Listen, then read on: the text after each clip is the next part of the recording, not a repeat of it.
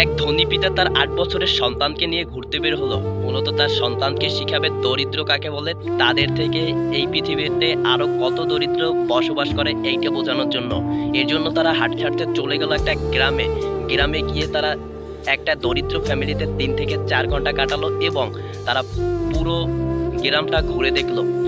তারা ৩ থেকে ৪ ঘন্টা কাটানোর পর যখন বাড়ির দিকে রওনা হলো, তখন সন্তানকে পিতা প্রশ্ন করলো, আচ্ছা বাবা, তুমি এই ৩ থেকে ৪ ঘন্টা কাটানোর পর কি শিখতে পারলা? সন্তান এক এক করে উত্তর দিতে লাগলো। বললো, বাবা, আমাদের আছে একটা কুকুর, তাদের আছে ৪টা কুকুর। আমাদের প্রোটেক্ট করার জন্য রয়েছে আমাদের বাড়ির দেওয়াল এবং তাদের প্রোটেক্ট করার জন্য রয়েছে পাড়া প্রতিবেশী এবং বন্ধু বান্ধব। যখনই তারা বিপদে পড়বে তখন তারা সাথে সাথেই তাদের সাহায্যে ঝাঁপিয়ে পড়বে। আমাদের আছে একটা ছোট্ট সুইমিং পুল, যেটার মাধ্যমে আমরা গোসল করি। তাদের রয়েছে একটা বড় নদী, যার মাধ্যমে তার পুরো গ্রামের সকল মানুষ গোসল করে।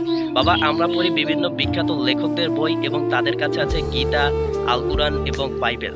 বাবা, আমরা রাতে বিভিন্ন ধরনের বাতি জ্বালিয়ে ঘুমাতে যাই এবং তারা লক্ষ লক্ষ তারার এবং চাঁদের আলোতে ঘুমায়। বাবা, তোমাকে ধন্যবাদ আমাকে এই বাস্তবতাটা শেখানোর জন্য।